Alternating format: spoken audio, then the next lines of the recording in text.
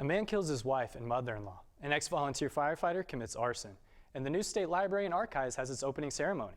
That and more coming up on today's APSU-TV News.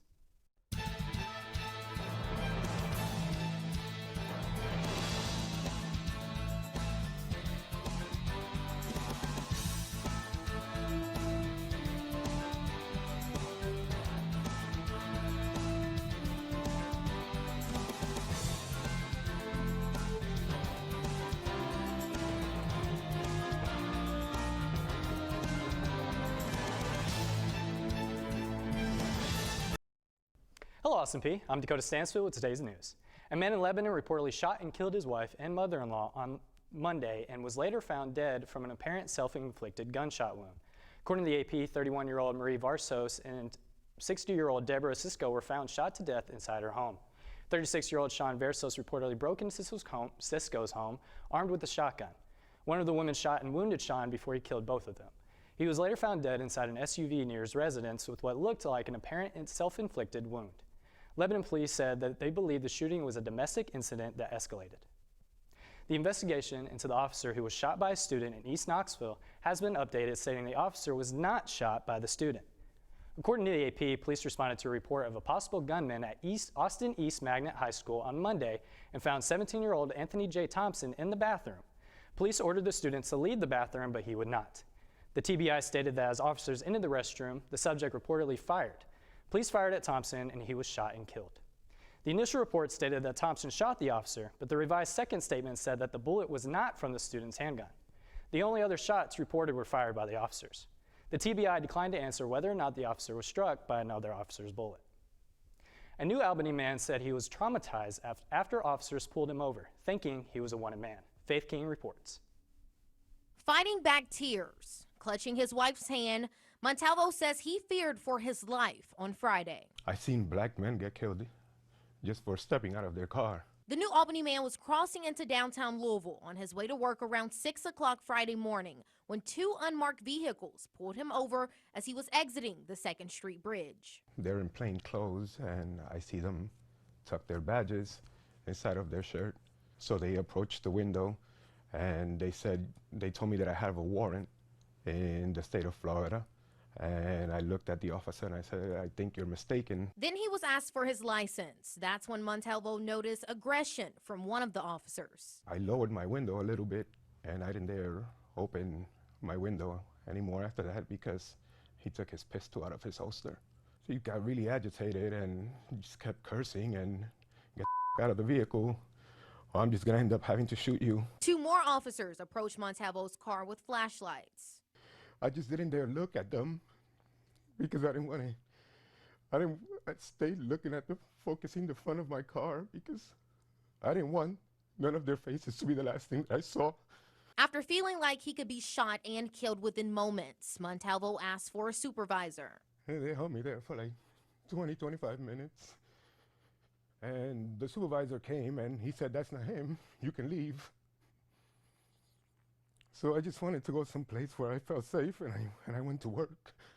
It was heartbreaking to me. So, my husband suffers from PTSD, based on, childhood traumas. And so to hear him so shaken that he could not get back on his car and come home, I told him, just come home. And he said, I'm just too scared to drive. Montalvo's wife, Jennifer Ortiz, is president of the New Albany Human Rights Commission and also an assistant professor of criminology. She says she's instructed her husband and stepson on how to deal with officers because of the color of their skin. When you're interacting with the police, although it shouldn't be this way during these traffic stops, I instruct them, when you get in the car, put your wallet in the cup holder. I don't want your wallet in your pocket because I don't want them to say that you have a firearm on you or that you were reaching for something. Montalvo says he hasn't slept and has been scared to drive. He says he wants an apology from every officer involved in the traffic stop. I don't know how I'm going to cope with it. I'm still trying to cope with trauma. So it's just something else to keep me up at night and something else that I have to try to deal with and make sense of it in my life.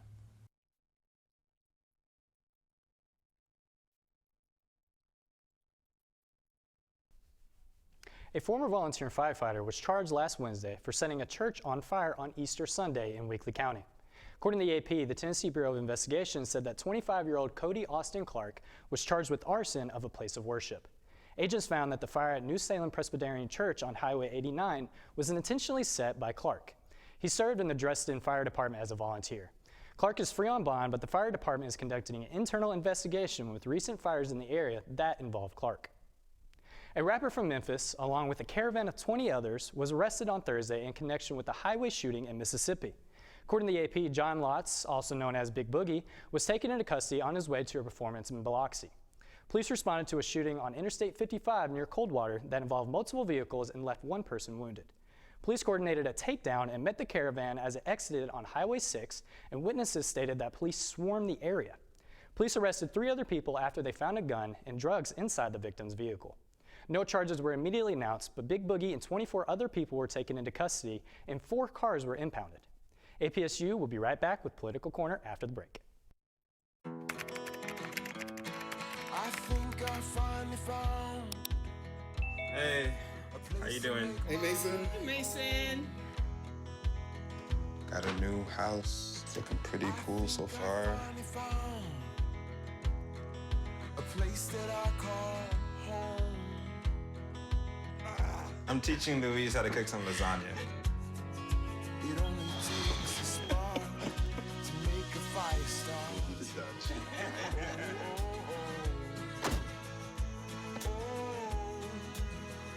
Thank you. Study, please.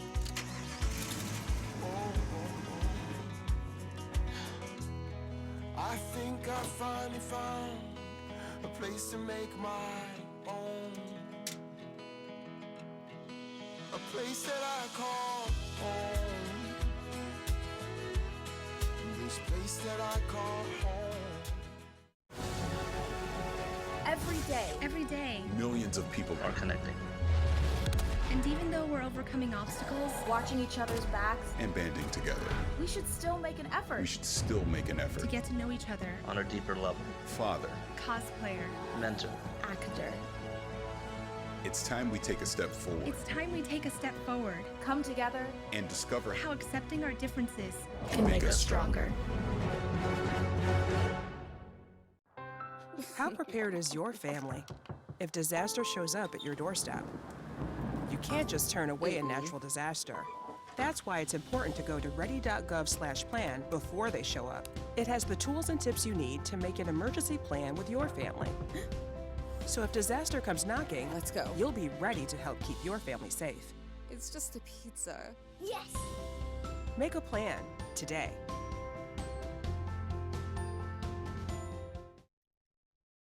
Welcome back to APSU-TV News. I'm Kito Aruh with Political Corner. Almost 20 years of fighting, about 2,300 American troops dead, and $2 trillion spent on wartime efforts. Now, President Biden is putting an end date on U.S. deployment in Afghanistan, America's longest war. CNN's Phil Mattingly has more. It's time for American troops to come home. Tonight, America's longest war is finally coming to an end. President Joe Biden standing in the same exact spot where President George W. Bush launched operations in Afghanistan nearly 2 decades ago. On my orders, the United States military has begun strikes against al-Qaeda terrorist training camps and military installations of the Taliban regime in Afghanistan. Biden tonight announcing to the world he will bring U.S. combat troops home by the 20th anniversary of the worst terror attack on U.S. soil. We went to Afghanistan because of a horrific attack that happened 20 years ago. That cannot explain why we should remain there in 2021.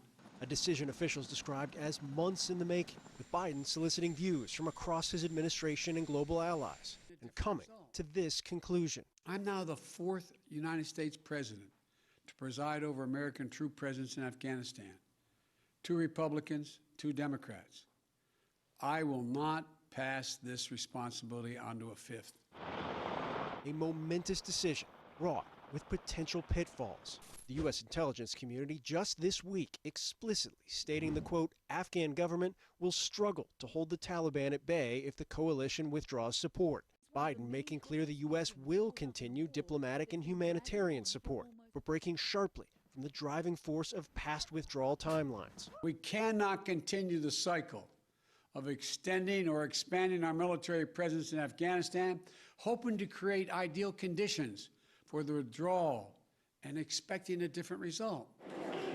Senate Republican leader Mitch McConnell sharply criticizing the move. Apparently, we're to help our adversaries ring in the anniversary of the 9/11 attacks by gift wrapping the country and handing it right back to them. And issuing a warning from a similar decision in the not-so-distant past. Our president should remember what happened when the Obama administration let political considerations rush a retreat from Iraq. Total chaos and bloodshed and ISIS. But Biden's decision went beyond just bringing troops home. Instead, officials say it's a reevaluation of U.S. defense priorities, one with a central focus on China. The stakes underscored at a hearing today with top intelligence officials. China increasingly is a near-peer competitor, challenging the United States in multiple areas while pushing to revise global norms in ways that favor the authoritarian Chinese system. With intelligence officials highlighting North Korea, Iran, terror groups, and an increasingly aggressive Russia as major issues. It's a daunting picture for a team still inside its first 100 days in office. But as Biden walks slowly through Arlington Cemetery's Section 60, the resting place of many of those killed in America's wars in Iraq and Afghanistan, he showed no hesitation or discomfort in his decision. Was it a hard decision to make, sir? No, it wasn't. For a president who was pressed to leave Afghanistan for more than a decade, it was one a long time coming. To me, it was absolutely clear. Governor Bill Lee on track to make a major decision regarding the education bill. According to the AP, this bill requires school districts to flag parents of instruction on sexual orientation or gender identity. Parents have a choice to opt their child out without penalty. Senate approved said bill last week. Advocates argue the bill strengthens parental rights, while skeptics argue this bill further alienates already marginalized students. More jobs in the future for Tennesseans, Texas-based Oracle Corporation planned to bring approximately 9,000 jobs and just over $1 billion investment to Nashville in coming years. The AP suggests the project would create over 2,000 jobs in Nashville by the end of 2027. The number increases to over 8,000 jobs by 2031. Mayor John Cooper's office claims the project is, quote, unrivaled in the history of Tennessee economic development projects. House-sparking controversy over recent confirmation, previously known for her fight against Tennessee mosque, lawmakers voted Monday to confirm Lori Cardozo-Moore. She was confirmed to serve on the state's Textbook and Instructional Materials Quality Commission. According to the AP, Cardozo-Moore stuck by her words in 2010 that a mosque built in Murfreesboro was a terrorist training camp. Republican House Speaker Cameron Sexton made the nomination. She is tasked with reviewing math and language arts materials. That's all we have for Political Corner. APSU-TV News will be right back with the weather.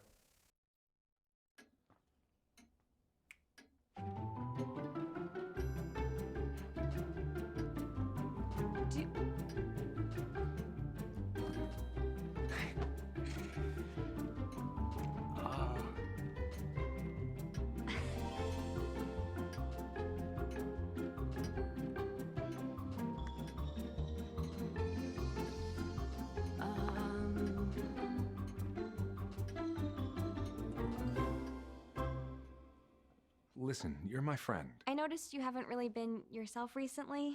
Yeah, I feel like something's up. How are you? Are you okay? Is there anything you want to talk about? I just want to know how you're feeling. And listen, even if you don't know what to say, I'm here to talk. No matter what you're going through, I just want you to know I'm here. I've got your back. when you want to talk, I'm here.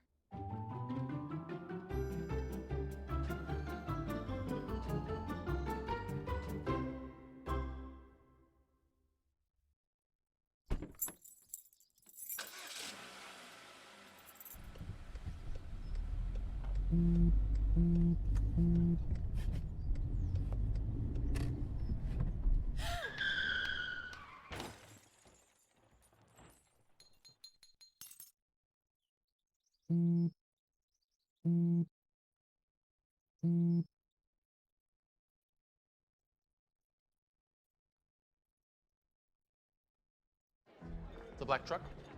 Hey, Christina from accounting. Yeah, hi. Hey, I used to date a girl named Christina. Oh, really? Yeah, and then she dumped me for my best friend. You want to see some photos of them that I took? I don't. I thought we talked about this, buddy. Buzz and overshared again? Yeah. Yeah. I'm gonna call a car. That's a smart idea. So, yeah, I know. That's why I did it. Hey, you're gonna get back to the top of the mountain. Does that mean I'm gonna get back with Christina? No. Oh. No. Welcome back to APSU-TV News. I'm Emily Waldon with your local and national weather. Let's first take a look at our current national temperatures. In New York, we're at 54 degrees. Chicago, we're at 46 degrees. Atlanta's at 70 degrees. Dallas is at 67 degrees. Denver is at 40 degrees. Los Angeles at 65 degrees. And Seattle is at 71 degrees. For the highs today in Tennessee, Clarksville's at 62 degrees. Nashville's at 64 degrees. Memphis is at 66 degrees. Chattanooga's at 68 degrees. And Knoxville's at 65 degrees. For the lows today in Tennessee, Clarksville's at 39 degrees. Nashville's at 42 degrees. Memphis is at 49 degrees. Chattanooga's at 43 degrees. And Knoxville's at 38 degrees. Currently, it is sunny outside and it is 61 degrees. Winds are blowing north-northwest at 10 miles per hour. Tonight, expect to see mostly clear skies with a few clouds here and there. It will be 39 degrees and winds will be blowing north-northeast at 6 miles per hour. Precipitation is 6%. Let's take a look at our 5-day forecast. Thursday expected to be sunny with a high of 62 and a low of 39. Friday will be cloudy with a high of 65 and a low of 46. Saturday, expect to see AM showers with a high of 60 and a low of 42. Sunday will be partly cloudy with a high of 64 and a low of 42. Monday will be mostly sunny with a high of 67 and a low of 45. This is all for your weather. APSU-TV News will be right back with sports. Worried your friend's struggling but don't know how to reach out? You could say how are you or get a fake tattoo. You could ask with an app if it works for you. You could write him a text or knit him a sweater. If you can't be together, you could write him a letter.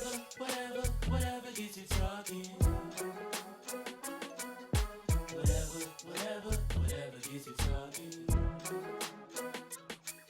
You could chat on the game, kick off your flip-flops. You could ask on your couch while you binge watch. However you do it, you gotta ask a friend. And if they don't share, you can ask again. Whatever gets you talking. Whatever gets you talking.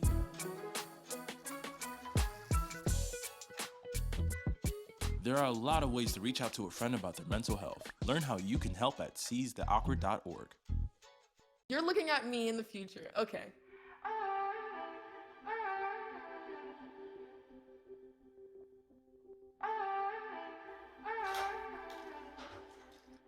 Hi, Isaac. Hi. Wait a second. Do you know who I am? Julia. This is Jaina. Into the future. I just wanted to talk to you about what happened with those two girls. Oh, yeah. Do you remember it was this girl that I was getting bullied by that one day at Peay when they were like yelling at me, and then you just linked arms with me? I don't think you know how much like that helped me, because like I finally like knew that I had somebody. Because of you, Isaac, and what you did for me years ago, I grew up to be more independent and love myself and just be a little bit more confident. Aw, I'm like a little tearing up right now. Just to see her in the future just blossom and look beautiful, and that was really amazing. Hello, I'm Fabeain Tyler here with your weekly sports update. Let's get started. On April 11th, our Governor's football team was set to take on the Eastern Illinois Panthers in Charleston, Illinois. Unfortunately, our Gov's final game of the season was canceled by EIU due to COVID-19 protocols. Without a chance of rescheduling, since technically neither program will be playing for anything. Head ball coach for the Governors went to Twitter to express how disappointed he was that the season ended the way it did. But he reassured us that the health and safety of the players were his main concern. Although the game against Eastern Illinois won't be rescheduled, there's still a slight possibility that another OVC game could be added and our Gov season may not be over yet. We'll have to keep a lookout on that situation. Austin Peay basketball, yep, you heard that right. AP basketball news in late spring. Director of Athletics Gerald Harrison is making a splash this offseason by hiring the former Duke Blue Devils assistant coach as a new APSU head coach. After being the longtime assistant coach under Coach K, he finally gets the opportunity for his first head coaching job here at Austin Peay. Head coach Nate Johnson said in a video chat that it's a great day to be a Gov, and I think we all felt that. Tough times don't last, but tough people do. Words of encouragement for our baseball team as they continue to struggle in attempting to turn their season around. Our baseball team currently has a 33% win percentage and has an overall record of 10-20. Also, we are on a 3-game losing streak. So the good thing about all this is we still had a lot of time to recover because of the long baseball season. I think we should start tomorrow night. Tomorrow, our Governors take on the UT Martin at Martin. It's a 3-game series, and we will need all 3 of them. Good luck, guys. We are rooting for you. Do y'all smell that burn? Anybody? Oh, never mind. It's just our softball team cooking as usual. Our softball team has won nearly 70% of its games so far this season, with an overall record of 20-9, and still climbing. Their most recent contest was postponed, so you know that they are hungry. Saturday, they will be let off the leash when they play the Tennessee State Tigers in a 3-game series. I'm looking forward to more W's, ladies.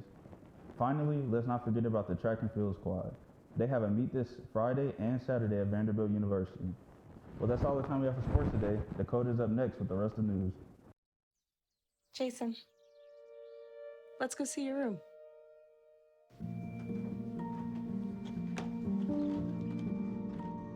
What do you think? We kept it a little spare, so you can decorate it how you like.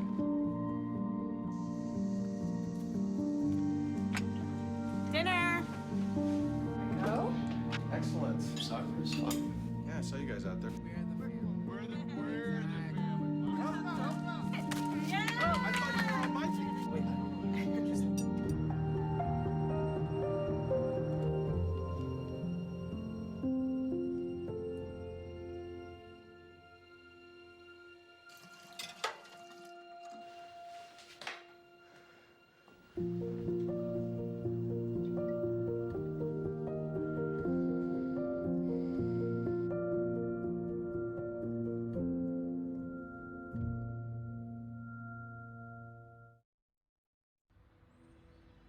During high school, I hung with the wrong crowd and I never graduated. I helped Santiago in many different ways, like all fathers do, because he always wanted to go to college. I felt a little embarrassed to come back to school, but eventually, once I came here, I knew that it's for a bigger goal. He was very dedicated, hardworking. He connected with his teachers, he connected with other students. That was one of the key reasons why he was able to keep forging ahead. It was amazing to see him graduate. This was one thing that meant so much to him, and of course, it meant so much to us too. With the help of my father and having my son, that was all the motivation that I needed. That support is everything. Find free adult education classes near you at finishyourdiploma.org. Several Tennessee governors and the Tennessee State Library and Archives celebrated the opening of the new 165,000 square foot building Monday in Nashville. According to the AP, the $123 million project began in 2005 and groundbreaking happened late in 2017. The building is located on the Bicentennial Capitol Mall State Park and has lots of exciting features. Secretary of State Trey Hargett stated, "Today, now we can welcome larger groups of Tennesseans who have greater access to their history as a result of our grand reading room and meeting rooms. The facility will also feature a new high-tech amenity that is a robotic storage and retrieval system." Scientists make music from spiderwebs, and a gamma of tech telephone saves a stranded hiker. Coming up in today's Take a Look at This. Hey, music fans, ever heard spiderwebs? No, not that spiderwebs. That is a good song, though. I mean actual spiderwebs. The brainiacs at MIT have found a way to turn spiderwebs into music, and the result is as creepy as the concept. The team took 2D laser scans of real spiderwebs and turned them into 3D digital models. They then assigned each strand different frequencies, turning the digital web into a sort of stringed musical instrument that played back an eerie tune as they explored the virtual model. The simulations help researchers better understand the architecture of the webs, and because spiders use vibrations to communicate, they say it opens up a world of possibilities. By recording these vibrations and using artificial intelligence algorithms to replicate them, we'll be able to speak with spiders and communicate with spiders. Technology really can do some amazing stuff. Take, for example, hiker Rene Compion, who found himself lost in the vast California wilderness. After a night alone with no food or water, Compion used the last of his cell phone battery to take pictures of his location, texting them to his roommate. The roommate then sent them to the sheriff's department, who posted them online asking for help. The pics were spotted by a satellite mapping enthusiast who came up with GPS coordinates that help pinpoint Compion's location, allowing officials to chopper in and pull him to safety. Voila! For Take a Look at This, I'm Jeremy Roth. So the new building that the Library Archives built, it's actually kind of interesting. I'm very excited. I kind of want to go check it out myself. It allowed them to be able to expand their inventory of books a lot. And the cool thing about it is there's some really old books in there? Special books in there. Yeah. I heard that they have meeting rooms too. I really like that. I feel like Nashville needs that. I think it's super important to build libraries and have these state parks and things because it allows education to happen everywhere. You know, like you can continue to be educated throughout your life. So that's something that I think is really important, especially to the city of Nashville and in Tennessee as well. I mean, that's just an amazing trip, wouldn't that be? And then they have robotic arms. Oh my gosh. I was like, can you imagine? That's amazing. Yeah, I think I want to go there just to see the robotic arm. Yeah, it's actually kind of cool. I read about it a little bit. They built it so it would make it easier for the workers and the employees and also the customers to come in and retrieve their books a lot simpler. It actually is kind of like this giant web of tubes that just kind of send books everywhere. So it's kind of cool. So we should go on a field trip there one day. We definitely should. Check it out. It'd be awesome. So what are you guys doing for the weekend? I think I'm gonna try to go fishing. I've been on a hot streak lately, I'm not gonna lie. So I'm gonna try to go out there and keep the streak going alive. Yeah, so. Definitely. What about you, Emma? Well, I am going home this weekend. I'm going to be standing in for my sister. She's to sing this week at my church, so I'm excited about that. What about you? What are you doing this weekend? Well, I'm not 100% sure yet. One of my good buddies, his birthday is this weekend. Ooh, so. Happy birthday, whoever you are. Yes. So I'm seeing if maybe we can do something. But that looks like all the time we have for today. Be sure to follow us on Facebook at APSU-TV Clarksville and Instagram at APSU_TV. Thank you for watching another edition of your APSU-TV News Weekend Update. And as always, let's go Peay.